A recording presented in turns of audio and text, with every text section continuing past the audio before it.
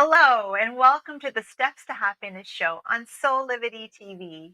I'm your host, Teresa Greco, happiness coach, author, editor, writer, educator, and Reiki master. Are you ready to follow your joy and tap into your inner happiness? Then the Steps to Happiness show is for you.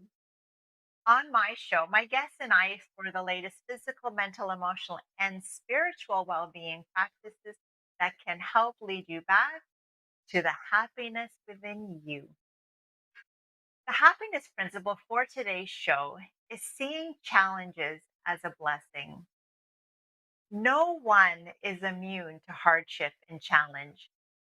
We see varying degrees of adversity in the world, but the ones we face are always ones that we can surmount. We all have what it takes to get through every difficult situation we're in. We have the superpowers and the gifts within us to overcome any hurdle, to find ourselves victorious on the other side. There is always a light at the end of the tunnel. We just may not see it when we're deep in the muck of it all. The challenge is an opportunity for our soul to learn, grow, and expand. The experience we are going through from the perspective of the divine is never good or bad, right or wrong. It just is. It is our human selves who have attached meaning to the experiences, and then it has us feeling positively or negatively about it. Abraham Hicks tells us that experiences are there just to help us sort out through what we like and what we don't like. And knowing what we don't like just leads us in the direction of what we do. The contrasting experience allows us to learn more about ourselves, what we prefer, and what resonates with us. The challenge provides the opportunity for us to discover our gifts, our talents that are within us that we didn't know we had until the event happened. If we dig deep within ourselves, we can always find the skills and abilities to rise to the occasion and surpass any hardship placed in our path. This is what our spirit wants us to discover about ourselves, how amazingly talented and adept we are to meet the challenge ahead with confidence and grace. We need to remember we can do it. Just as children before the age of 5 believe they can do it and they can achieve anything. When they trip and fall, they get back up and try again. They don't tell themselves how incompetent they are or how they will never amount to anything. They are so connected to their spirit and source energy that they know they are powerful creators. They know that within them is the power to create worlds, and they can create a reality with endless possibility. No hurdles are too big. They just get back up and they figure out how they are going to make it happen with an unquestionable knowing within them that says it just will, and it's only a matter of time. We need to get out of our own way. We are the ones sabotaging our own success by believing we don't have what it takes to succeed, by thinking we're not enough. If only we were different than who we are, and that we're not wholly worthy of what we desire. We don't have to let our past failures determine our future successes. We need to change the narrative we've been living by to one where we are triumphant. We must believe that we are the masters of our own lives, regardless of what people think about us and what they think we can achieve. It's time to stop playing our small selves so that other people won't feel bad about themselves and their lives, because playing it small doesn't serve the world. The world needs us to shine and live our big self, which unconsciously gives permission for others to do the same. We all have what it takes to create the life we want moment by moment with each choice we make. We can choose to believe we're awesome, spectacular, and extraordinary, or we can let fear prevent us from being who we really are and who we were meant to be in this lifetime. I'm making the choice to be me, authentically and unapologetically me. What are you going to choose? With that being said, I'd like to introduce my first guest to the show. He's a business leader advisor, keynote speaker, prosperity coach, and a wellness advocate expert. Chris Salem, hello and welcome to the show. Teresa, thank you for having me. It's wonderful to be here. A little bit about you, the work that you Well, do. I mean, I'm a happily married man to my wife, Maria. Now we are celebrating 7 years of marriage. I was married once before, but this has been the most wonderful relationship I've ever had. And I'm the happy father of my soon to be 14-year-old son, CJ, very active in his sports. And when I'm not with my family, I love to be with my clients. I love inspiring through my example and being a resource through my experience to help them elevate their lives and businesses to the next level. Mm. So let's dive right in then. And so, in your line of work and all of the clients you've had and all of the talks that you've done and experience in the line of work that you do, what do you feel is preventing people from living their happiest life? Well, that's a great question, Teresa. And I would say that, the thing that's limiting people, it always comes back to us. No matter what has happened to us in our lives, it's still our responsibility. And what's holding people back are what we call limiting beliefs. And limiting beliefs are established during our child development years. And it's during that time we are like sponges. We observe, not knowing this consciously, of course, what our parents do, how they behave, how they communicate, their attitudes, their emotions, course of action that they take and so on. And either way, we pick up certain things that are going to be positive and negative. And if there are anything that is negative, those can form into limiting beliefs. And then as we become adults, they can have a dramatic impact negatively, not only on our self-esteem and confidence, but our communication, how we communicate to ourselves and others, our behavior, how we make decisions, how we take calculated risk and follow through with action. So it's all it all base that's it. At the base of everything, it's our limiting beliefs. That is what's stopping us from living our happiest life. Anything else in I addition? would say, I mean, there could be, obviously physical limitations and certain things like that, of course, but limiting beliefs play a dramatic role in limiting people in terms of their capability. And instead of, when people look at the problem, they don't, it's hard for them to imagine the possibilities within the solution because they're so caught up in managing the problem and Mhm, not looking at mhm. the solution or adapting to what is and controlling what they can to maximize that. So, what are some of the limiting beliefs that you find are most common and that hold people back? I would say that it's universal that abandonment or the need for validation are very common. I know for myself, I had a strong need for validation. I didn't know this at the time, but when I was growing up, I grew up in a codependent home. My mother was a perfectionist. She was a great mom, but a perfectionist, meaning that everything had to be done right. And if you didn't do it right, she would make sure that it got done for you. So again, I became enabled. My mother was a pleaser and enabler.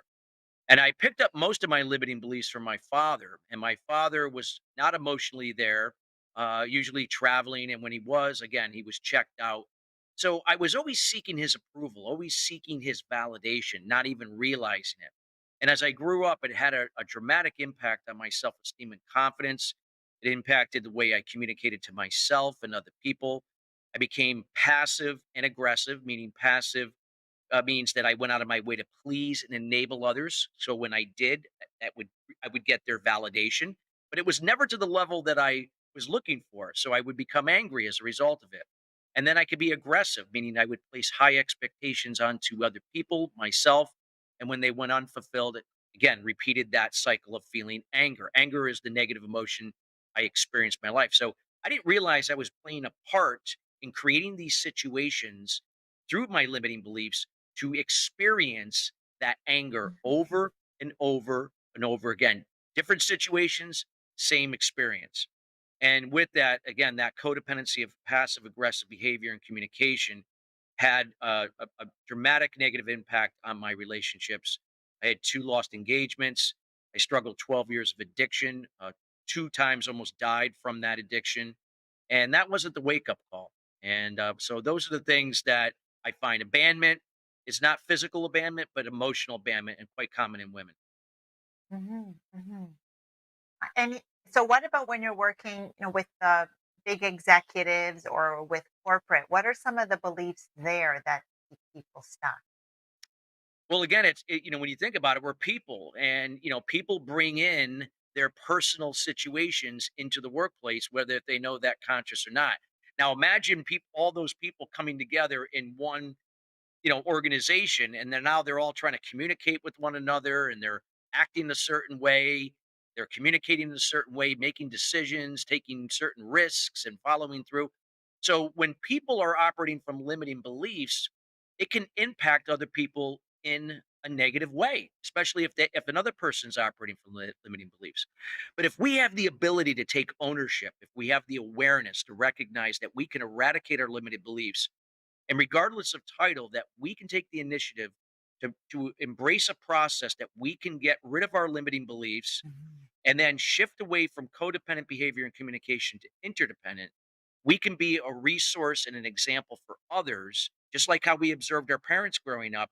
And that's where we picked up our limiting beliefs, that we can inspire people to do the same for themselves. When people take ownership of their role and duties in life and in Mhm. their Mhm. businesses, over time, making kind of rewiring the way we think, we will then think differently, to be different, to become, do, and have different and better results. So, this is what leads us to a place of interdependency. And interdependency operates in an environment of empathy and kindness, not sympathy and pleasing and enabling. One is interdependent, one is codependent. Mhm. Now, to take that first step, it's important for us to recognize what the limiting beliefs are. But if we're always around the same people that are spewing the same negative beliefs and limitations on what this world is about, what we can achieve in this world based on where we live, what religion we are, what we're wearing, the color of our skin, how much education we have, what work experience, what titles, degrees, like a whole bunch of reasons why. That again, if we're surrounding ourselves with people that believe in those limitations, then it's hard for us to identify them, that they even exist.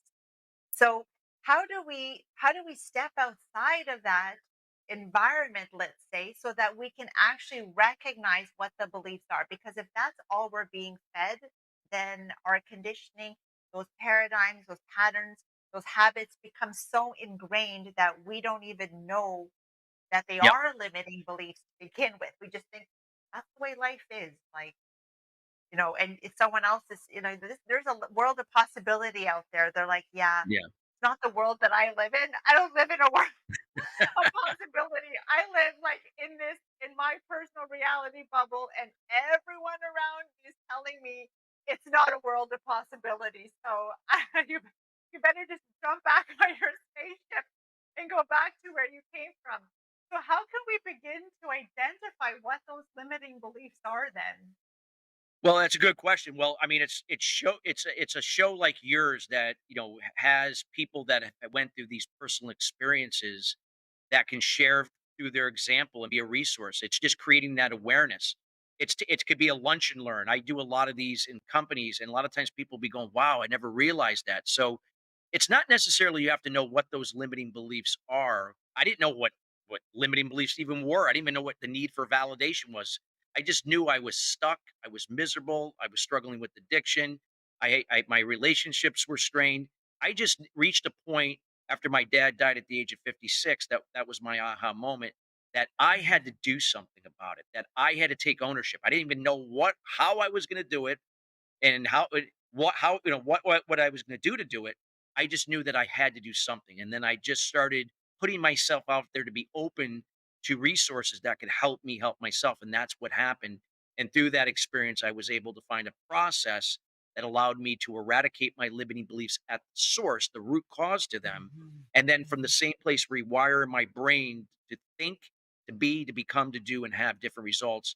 And I had to change, shift away from codependency to interdependency. It was a process, took some time, but Mhm. that's where it starts. It's awareness. It's just aware that you're not where you like to be. Mhm. That's the person like if you were experiencing that right now. And then it's sources like your show and other things out there that are constantly putting out information to create awareness so now people can then Mhm. logically and consciously say, wow, that makes sense.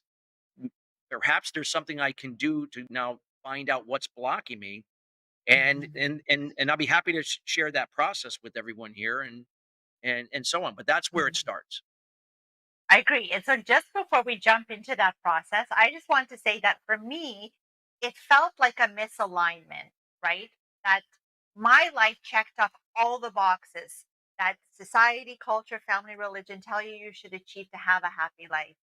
So, fulfilling career, healthy family, our own home, cars in the driveway, vacations here, lots of beautiful material things. So, if my life checks off all of what I should achieve in my life to be happy, how is it that I don't feel happy and fulfilled Yeah, with my life?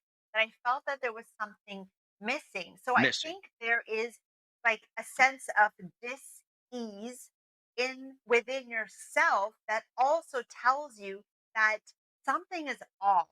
And that for Yeah, me, my realization was that through the living of my life by trying to meet everybody's expectations for who I needed to be, perfect mom, perfect wife, perfect daughter, daughter-in-law, employee, teacher, all these different hats, let's say, that I was wearing, is that I reached a point that I had lost myself. If someone said, who is the real Teresa? I don't know who that is because I'm so busy being all of the perfect yeah, for whoever everyone else need to be, that there was, like I said, a feeling of dis-ease within yep, myself. So I think if we if we're not feeling the love, peace, and happiness that is at our core, if we're not connected to that, I think there is absolutely. a voice inside of us that's telling us something is off. So even if our environment is telling us, "Oh no, this is how it's going to be. This is life on earth. It's life on earth. It sucks. You came down to have this human experience, and sorry, that's what it is. It's just a world of negativity and cruelty, and we know what all the negatives could be. But I think within ourselves, we know that something is off. So let's go Yeah. into that process Sure, together. How? I'd be happy to, and you're right. As a society and the media enforces it that we feel happiness is something that happens to us, that it's outside of us. But the reality there isn't. There are people. Look at Jim Carrey. Jim Carrey grew up poor. He's a Canadian. He grew up poor, and he came to the United States to chase his dream of being a comedian and an actor. And he achieved all these great things, only to realize he was still unhappy because he'd been led to believe that was what was going to make him happy. And he Mhm, realized that happiness is a choice. It's a mhm, choice that you choose to be happy. It's not something that happens to you. It's happens something that happens for you that comes from your decision to choose mhm, it. Your life can be falling apart around you, and you mhm, can still choose to be happy and grateful for what you can get from that. So I know for me, it's I had to learn that happiness isn't tied into good things happening in my career or that my wife did something special for me or my son scored the winning mhm, touchdown. Yes, those are things that are great to complement happiness, but in itself, that it's a choice that I'm choosing before the situation even happens, regardless of what's happening, that I'm going to be happy. And then when anything else outside of mhm, complements that, that's great. That's interdependency. So I've learned that when you choose happiness, it's about learning to master your thinking of what you can control and letting go of everything else beyond your control. So what can we control? You can control your communication to yourself, how your inner critic or inner mhm, champion, to other mhm, people. You can control your behavior. You can control your attitude, your emotions, not the thoughts, but you could choose which thoughts to pay attention to with the positive emotion or emotions. Mhm. And then you Mhm. could choose your course of action. I cannot control my wife's communication, what she perceived, what I said. Even if I paraphrase, she's going to perceive what she perceives for what I said. I Mhm. can't control her behavior, her attitude, her emotions, or course of action. You see, as human beings, we always get caught up in the things we can't control. We try to get in control of other people's things I just mentioned. We try to control what's happening with COVID in the economy, in the world, the weather. Oh, today I was going to go hiking and now it's raining. Oh my God, my day is ruined. And because again, you're putting your power outside of you, attaching it to things Mhm. beyond your control. Happiness is controlling the things that you have in your control, and that's your communication, behavior, attitude, emotions, course of action, regardless of anything else outside of your control. When you could trust the process in the moment, shifting away from expectations tied to outcomes. You have a goal you're looking to reach, whatever that may be, but you bring it into the moment and say, what can I control right now? And then Mhm. if I can put the puzzle pieces I have together that I have, perhaps tomorrow, next week, month later, a quarter later, I'll have some other pieces that I can complete my puzzle, and those are the results. Mhm. So it's Mhm. trusting that process, and that to me is what shifted Mhm. my way of being, quality of mind to choose to be happy. And that was something I had to work on each and every day because it's not something you just say, "Yeah, I'll choose to be happy." You gotta work on your mind to be conditioned to do that every day. So I have a daily routine that I do in order to do that that I've been doing for a long time. Now it's of course a lot easier, but it was not easy. But happiness is a choice from within for what you could control. Mhm. And the theme for today's show is seeing our challenges as blessings. And so, what you just said, I connected when you said it's a process, right? That we don't just arrive at the end goal by taking a huge leap. It's by taking all those small little steps and enjoying the journey along the way. Because there are all those times that we are working towards a goal. We achieve the goal, we feel good about it for 3 days, and then we're like, now what's my next goal? Right? And then again, you're on the next process. And then many people are miserable along the journey because they're not getting to the end goal as fast as they want to.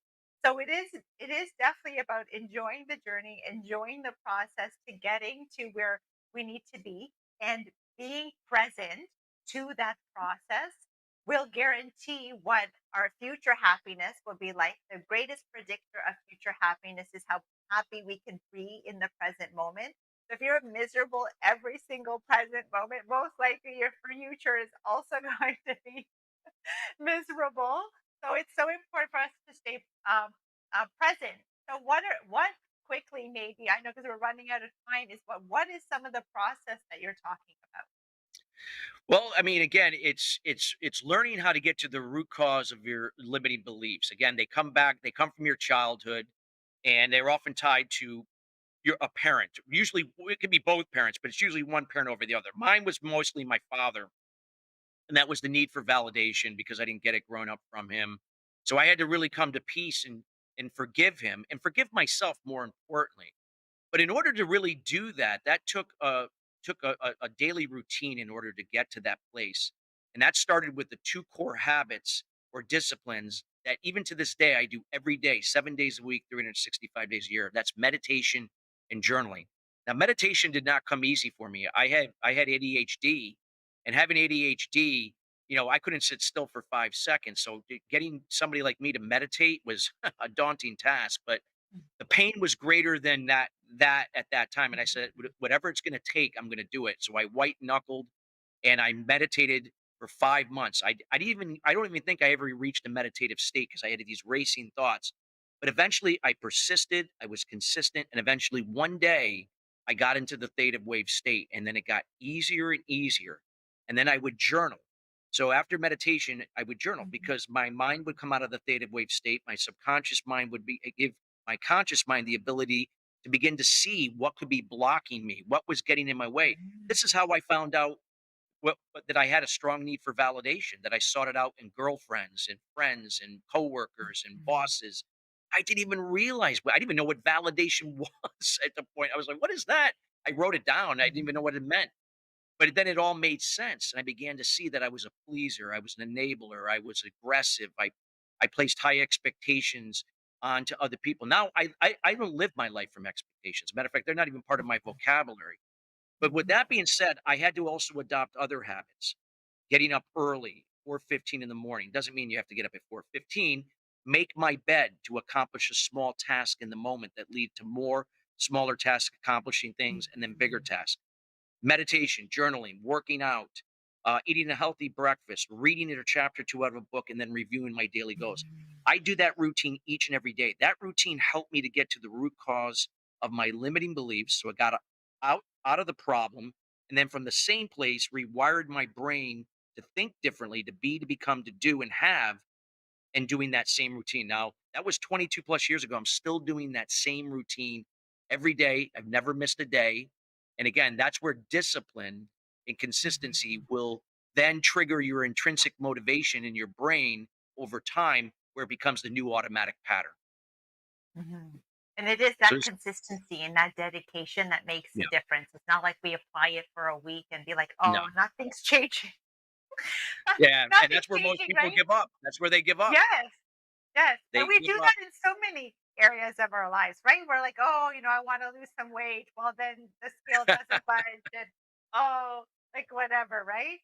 And so we're trying to make changes in the gym on our body, and it's like, okay, we go a couple weeks and we're not seeing ourselves as chisels at the like, "Oh, this it's never gonna work, whatever, I'll just give up."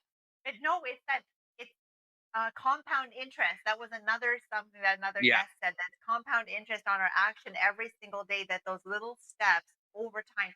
If we recognize it, if we don't take those little steps, we're never going Yes. to make like the big strides that we want to make. It is all about those taking those little steps. Absolutely. Chris, you've been so fantastic. If people want to connect with you after the show, how can they do that? Well, first, I want to thank you for this show, that this platform that you allow people with just great experiences and their stories to inspire others to, that are, maybe in a difficult place, that there's hope and that we can have the choice to be happy. If people would like to reach out to me, my website is christophersalem.com. That's ChristopherSalem.com. Or feel free to reach out to me at chris@christophersalem.com. I'm also on LinkedIn as well, Christopher Salem. I love to get to know you. I'm all about getting to know people, and it's all about relationships. So thank you for this opportunity to share it today. Thank you for being on the show and being a force to be reckoned with. You're so powerful. I loved so much of the message that you shared, and really about awakening to the challenges that we're facing that are preventing us from living our happiest and best lives. So that awareness, like you said, is so key to that. So thank you so much for being who you are and the work that you do as well. Thank you, Teresa, for having me. Stay tuned as after the break, I'll be speaking with the Miracle Man. Piqued your interest? I'll see you after the break. Thank you for tuning in to Beauty and Gratitude with D'Angelo Thompson. That's me. We're going to focus on beauty from the inside out and gratitude being the cornerstone of your life. I will have amazing guests from all walks of life, from wellness experts to beauty, tech, fashion, you name it, they will be here. And we have amazing names coming up in the near future. So tune in every 2 weeks, 8 p.m. Eastern Standard Time on Celebrity TV or Celebrity Magazine. Thank each of you for watching, and focus on life, focus on gratitude. Thank you.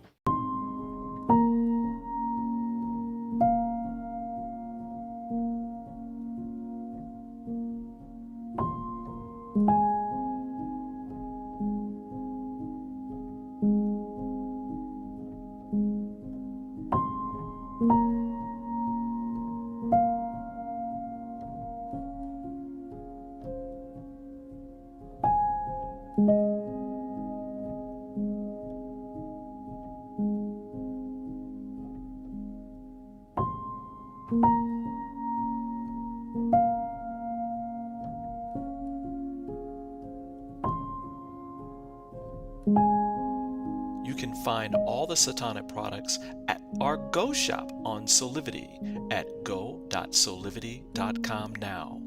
Shop for beauty products, skincare, hair care. It is all there at the Go shop. Go shop Solivity. We work so hard sometimes.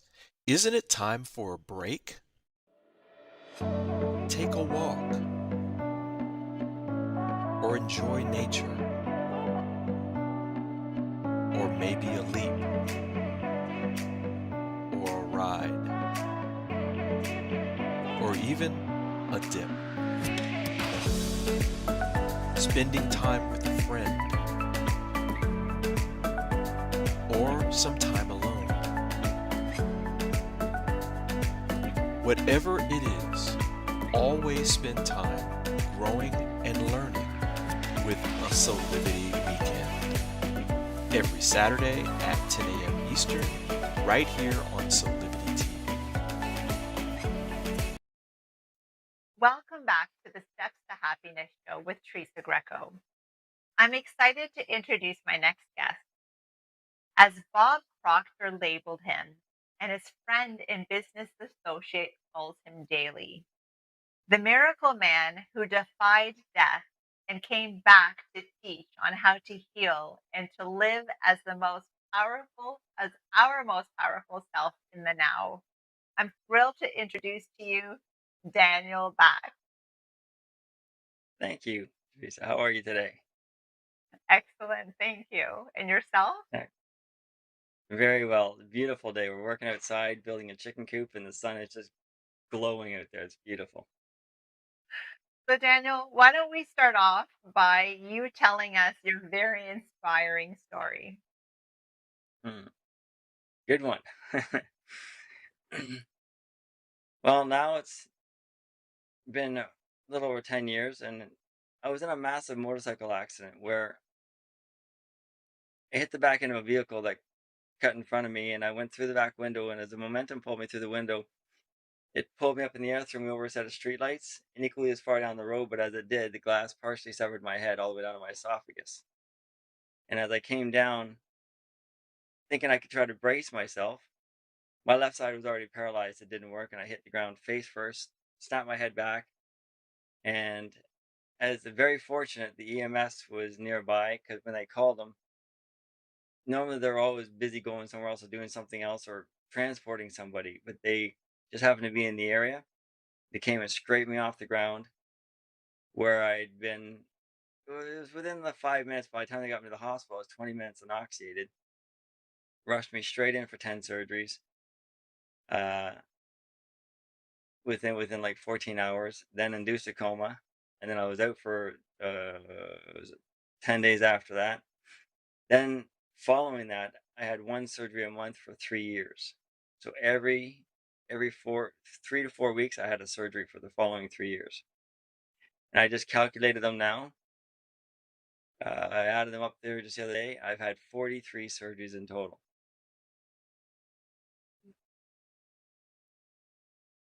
That's Yeah, I woke up I blind. It took me out of the coma. I was deaf, muted, fully paralyzed on the left side. I was a paraplegic, but I was biplegic. I was left side paralyzed, right side functioned, and inoculated for 20 minutes. And memory was completely gone. It erased all my memory, all my knowing of life, like even how to function and scratch an itch. I was technically reborn when I came out of the coma, and just fractured my neck, my back, and copious other parts of my body. So it's like they finally put Humpty Dumpty back together again. Mhm. Mhm.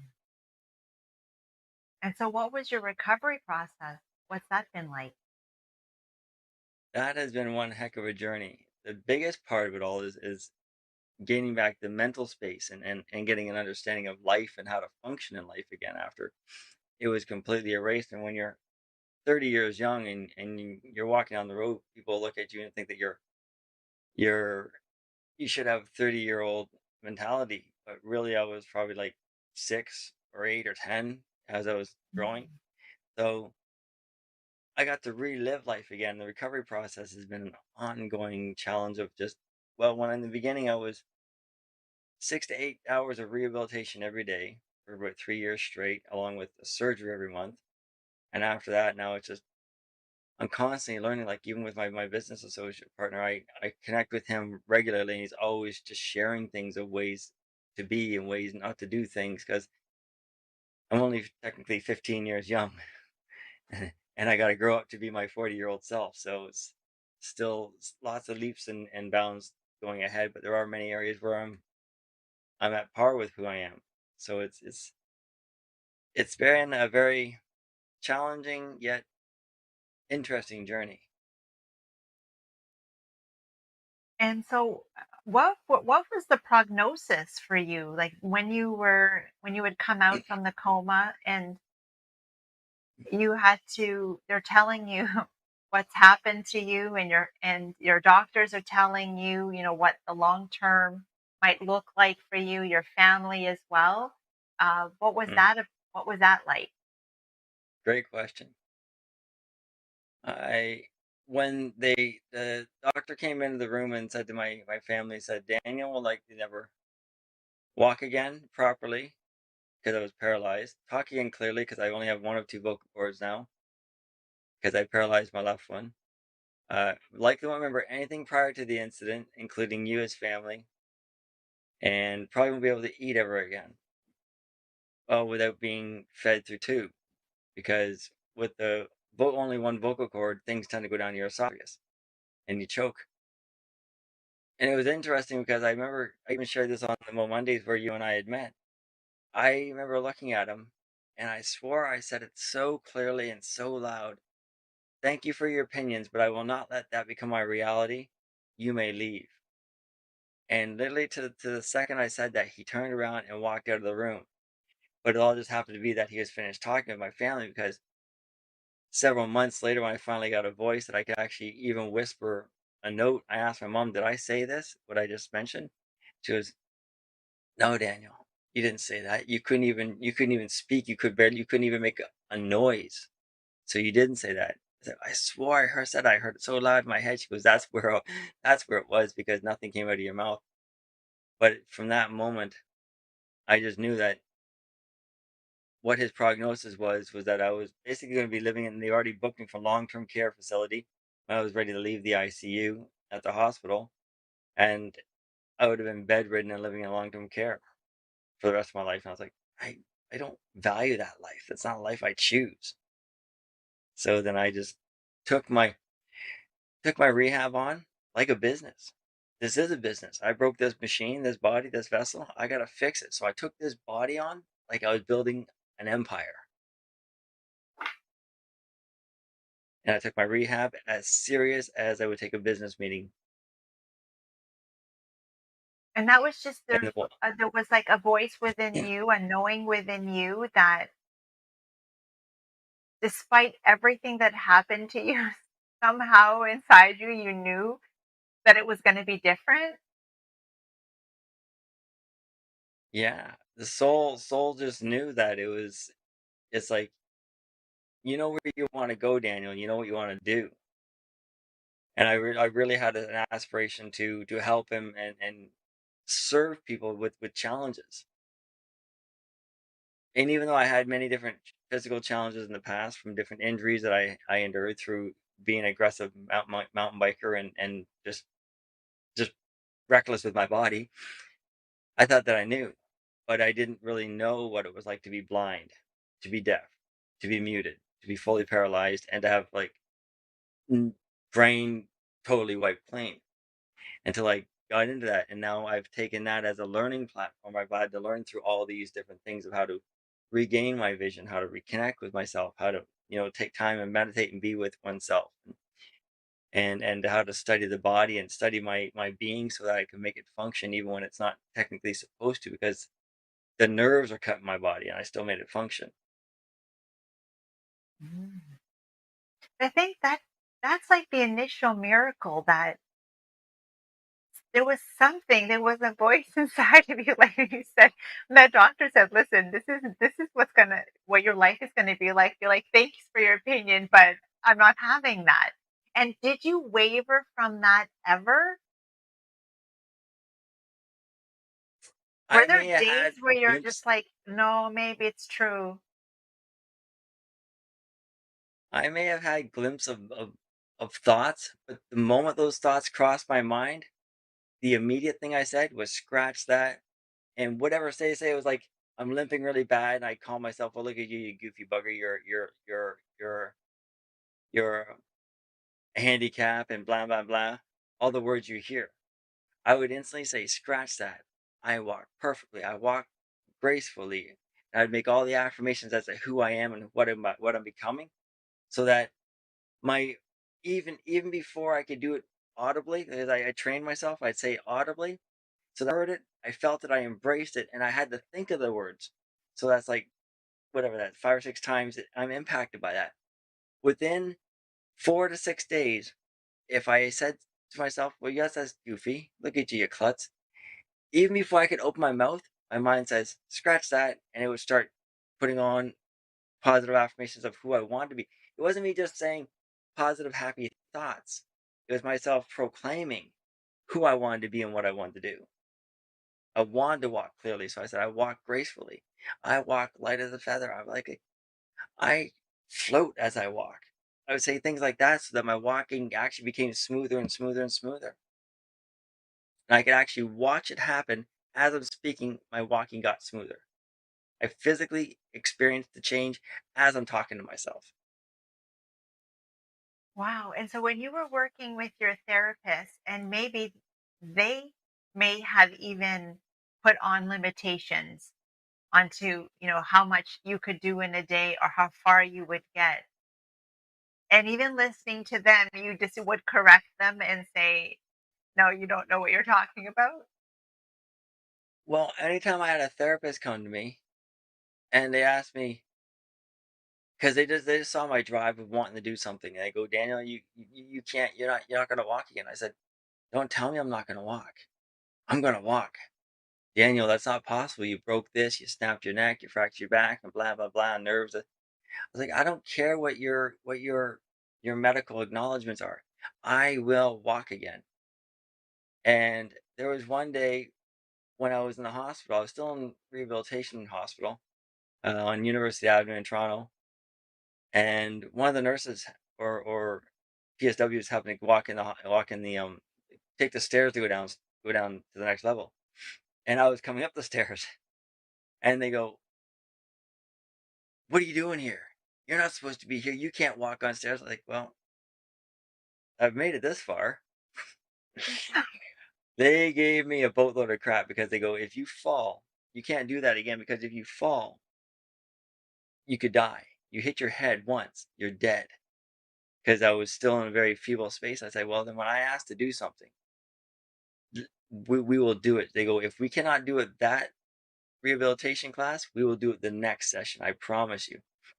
And I held them accountable to that. I said, "I want to do this. I want to learn how." So when they asked me, he's like, "Would you like to climb one step or two steps?" Because I didn't know how to go upstairs. I said, "Two." Then when it came time for myself to stand alone, unstable, unsupported, I said, "How long would you like to stand for, Daniel? 30 seconds or a minute?" I said, "A minute." And I'd make it to a minute. I said, "Let's go longer, longer, longer." And each time I was always pushing myself and pushing them to excel. I said to him, I said, "Don't ever ask me if I want to do something. Give me an option, A or B. Because if you ask me, I can always make an excuse. I'm tired. I don't want to. I'm bored, or whatever the reason is. I don't want any opportunity to give you a reason not to. You hold me accountable to doing something, and always." And then my therapist started to excel and even push me further all the time, because I was always coming in and inspiring them and other patrons that they were in, other people that were being rehabbed, because I was just I was a machine. I was like, "This is my vessel, and this is training for my life. I don't tend to be in school the rest of my life, and this is my school. And Mhm. be here, make the most of it. I'm out of here." Daniel, so, for someone who's watching and they're going through, insurmountable physical challenges, um, like you literally like literally defying death, and we'll get to what you're doing now, which is amazing. But what are some of the strategies that you use to help you heal? You've mentioned some already, the mindset that you had. It wasn't even that you had to adopt it. Somehow you already had the mindset, and you were not gonna accept any limiting beliefs from anybody else. What are some of the strategies that you had to utilize in order to healing your body? Great question. And actually, I was just interested because I was just speaking to my business partner about this like 15 minutes before we got on, because we were always talking about ways of just expanding and becoming greater beings. I couldn't read at the time. I had no understanding of how to read because, again, I was reborn, so I had to relearn how to read again, and so everything was audio. And the biggest thing is that going back to how I woke up with the determination and drive. There's multiple things, and then this is also some of the things that I do in different coaching and whatnot, that I support people that have had different challenges. But the biggest thing is all the affirmations that I had around in my office before. My family put them on the walls for me, so I could see inspirational words. Because if you're in a hospital room, it's just a white blank room. And if you had a stroke or any kind of head injury, and you wonder why you got no memory, it's because you're looking at a blank wall that becomes who you are. So they put pictures of my family, brother Josh, his family, brother Paul, Joel, and all their families on the wall. So then I began to recognize the families or different times that I was with them. They had photos of me out there, and then different inspirational quotes that I had. And the one quote that I saw, because I'd roll over and I'd always lay on the one side. And as soon as I opened my eyes, I saw I have on the wall, I can, I will, I must make a difference. You know who created that one? Whose that No, is? no. Anthony Robbins. Oh, I did all of his programs prior, and that's why my business was successful before. Well, one of the reasons why it had the knowledge of how to keep it going.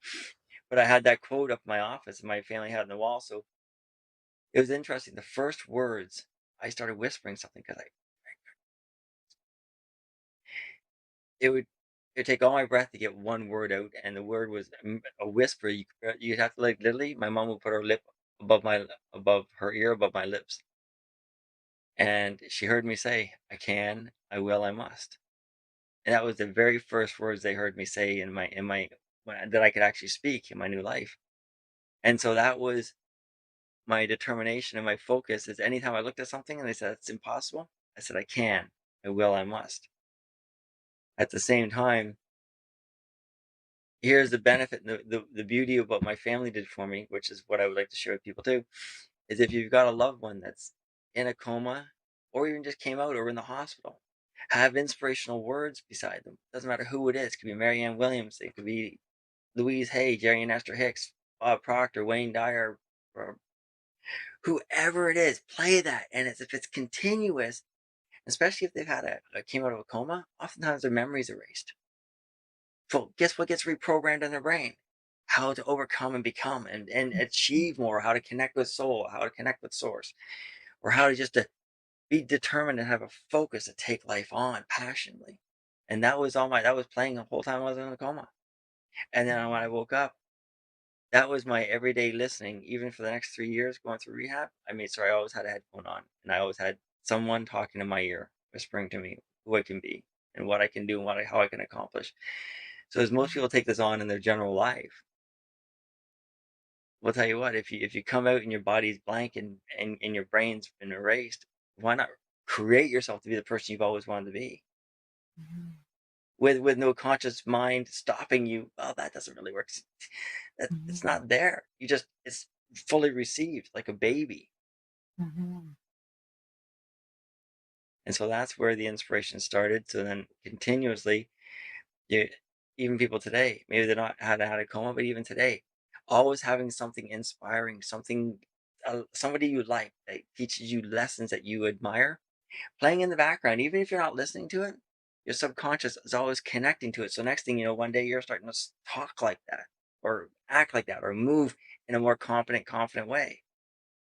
And that is my life, is always something going in my ear, whether it be in the vehicle or in the work or on the radio. I've always got something coming through, so I'm being empowered regularly. mhm.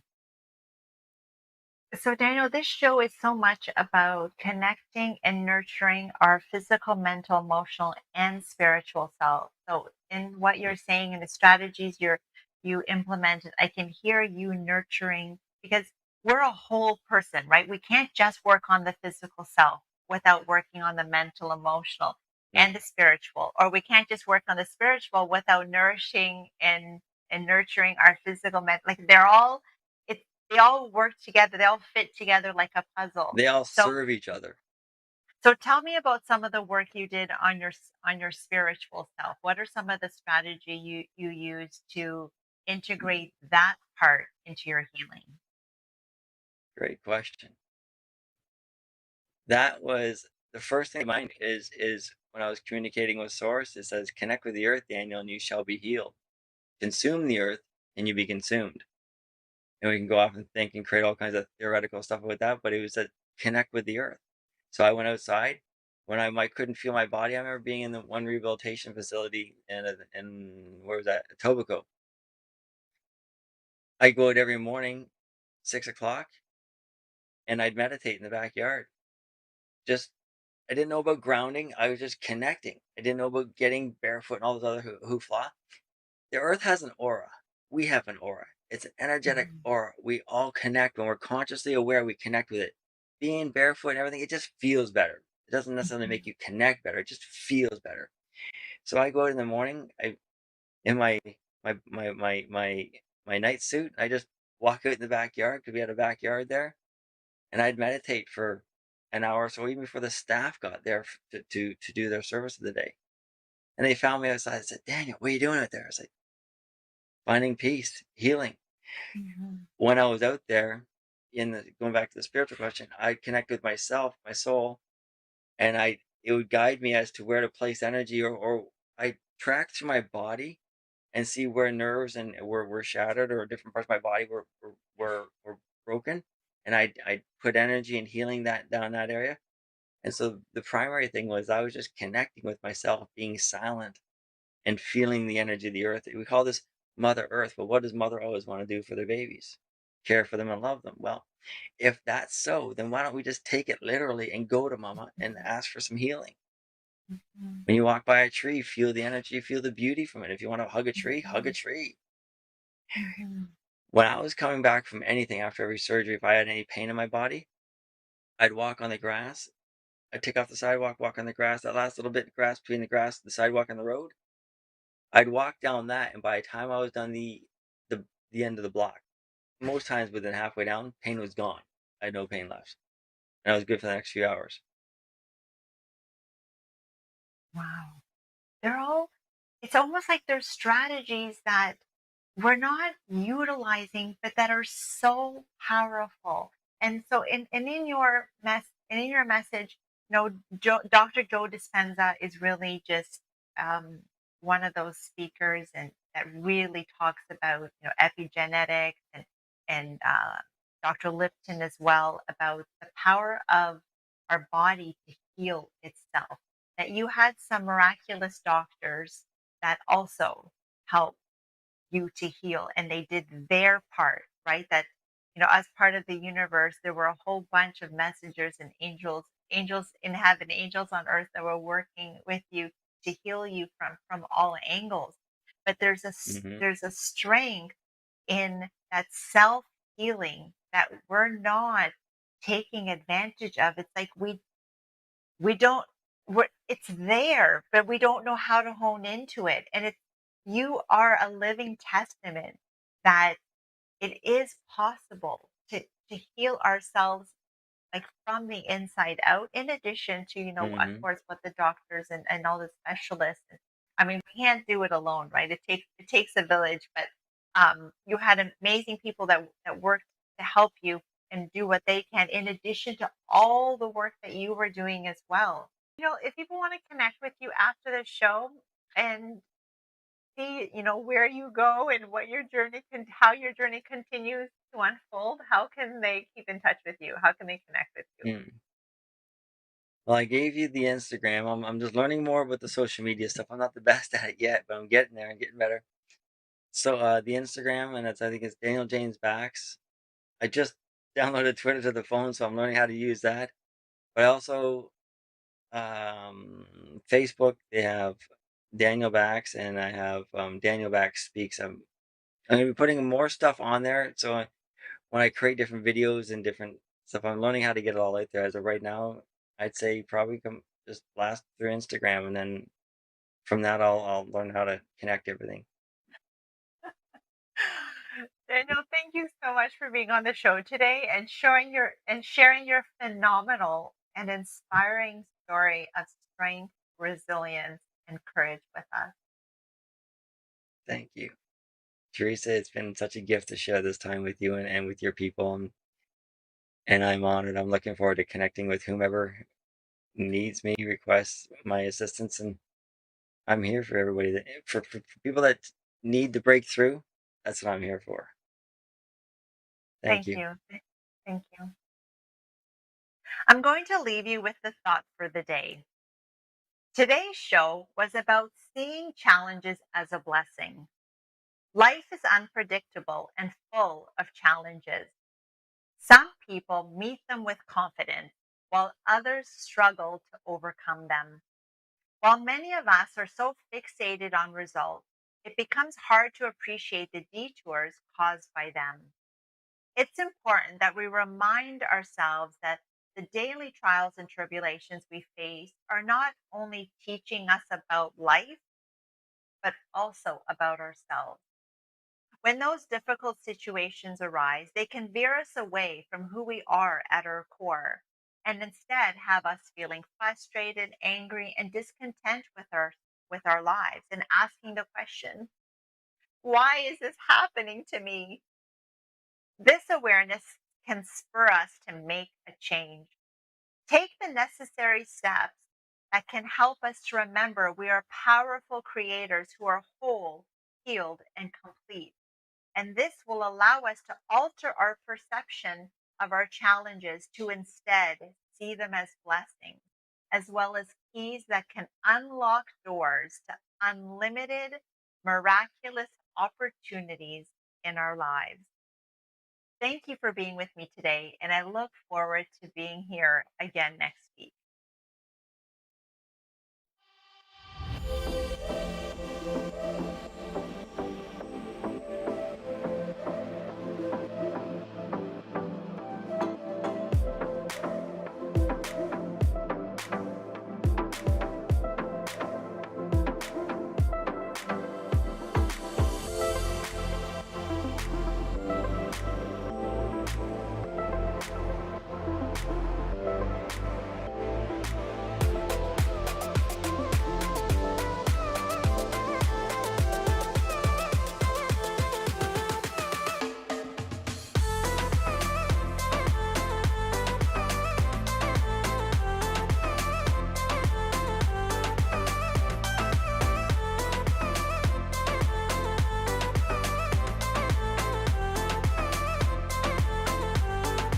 To connect with Teresa Greco after the show for coaching, workshops, and speaking engagements, you can visit her website at teresagreco.ca or by email at stepstotruehappiness@gmail.com or follow her on Instagram at Teresa Greco_steps to happiness or on Facebook at Steps to True Happiness with Teresa Greco.